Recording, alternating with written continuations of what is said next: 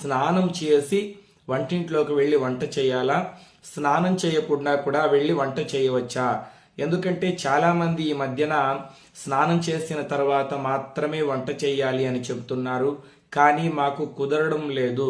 ఎందుకంటే ఉదయం నిద్ర లేచిన తక్షణమే భర్తకు పిల్లలకు వంట చేయాలి, వాళ్ళకి టిఫిన్ క్యారియర్లు కట్టి భర్తను ఆఫీస్కి పంపించాలి, పిల్లల్ని స్కూల్కి పంపించాలి. ఉదయం స్నానం చేసి పూజ చేసి వంట చేయాలంటే ఎక్కువ ఆలస్యం అయిపోతుంది.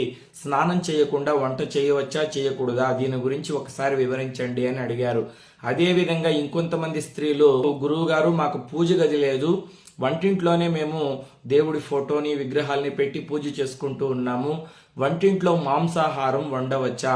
ఎందుకంటే దేవుడు అక్కడే ఉంటాడు కదా, మాంసాహారాన్ని వంటింట్లో వండి భర్త పిల్లలకు వడ్డించవచ్చా? దీని గురించి కూడా కాస్త వివరించండి అన్నారు.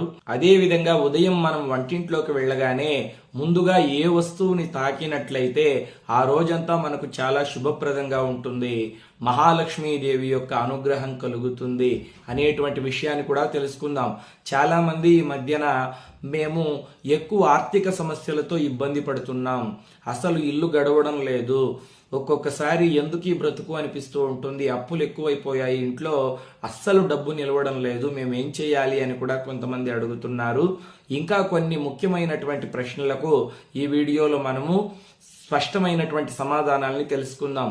దయచేసి వీడియో పూర్తిగా చూడండి. ఎన్నిసార్లు చెప్పినా కొంతమంది 10 నిమిషాల వీడియోని 2 నిమిషాలు 3 నిమిషాలు కూడా చూడకుండా వీడియోలో చెప్పినటువంటి ప్రశ్నలనే మళ్ళీ కామెంట్స్ బాక్స్లో రిపీట్గా అడుగుతూ ఉంటారు.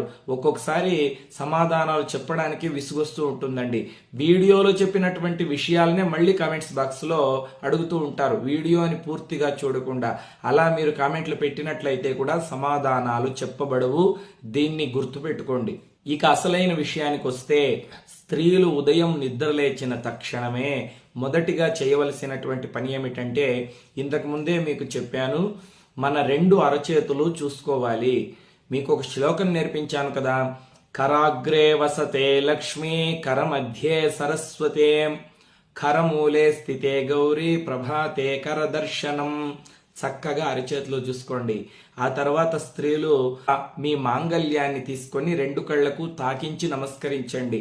బంగారాన్ని కళ్లకు తాకించి నమస్కరించినట్లయితే విశేషమైనటువంటి ఫలితం కలుగుతుంది. అంతేకాదు మాంగళ్యంలో సర్వమంగళాదేవి ఉంటుంది కాబట్టి అమ్మవారికి కూడా నమస్కరించినటువంటి ఫలితం వస్తుంది.